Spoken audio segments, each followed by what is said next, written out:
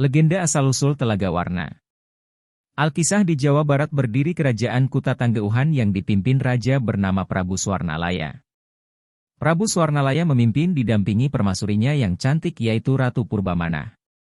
Di masa kepemimpinannya pekerjaan ini cukup makmur, dan Prabu Swarnalaya sangat dicintai oleh rakyatnya. Dengan semua berkah yang didapatkan, ternyata Prabu Swarnalaya merasa bahagia. Hal ini karena setelah sekian lama menikah, Prabu Swarnalaya dan Ratu Purbamana belum dikaruniai keturunan. Setelah ditelusuri, ternyata penyebabnya adalah Prabu Swarnalaya sendiri yang melanggar pantangan berburu rusa di Gunung Mas. Hal itu dikatakan Nujum Istana yang mendapat wangsit bahwa tiap rusa yang dibunuhnya menjadi simbol hilangnya satu keturunan dari Prabu Swarnalaya.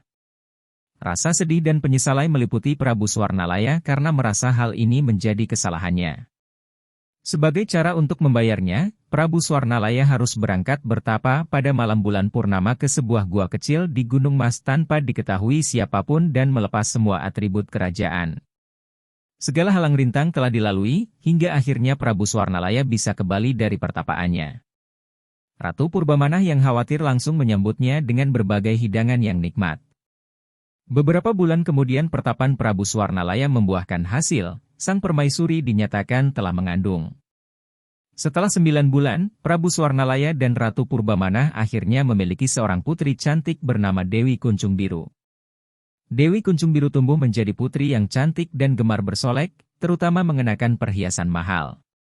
Prabu Swarnalaya dan Ratu Purbamana memang memanjakannya dengan limpahan harta dan kasih sayang yang tak terukur. Namun hal itu membuat Dewi Kuncung Biru menjadi sangat manja. Hingga suatu hari saat menjelang hari ulang tahunnya, Dwi Kuncung Biru meminta ayahnya untuk menghiasi tiap helai rambutnya dengan emas dan permata. Prabu Swarnalaya dan Ratu Purbamana terkejut mendengar permintaan putrinya dan berkata bahwa hal tersebut tidak masuk akal.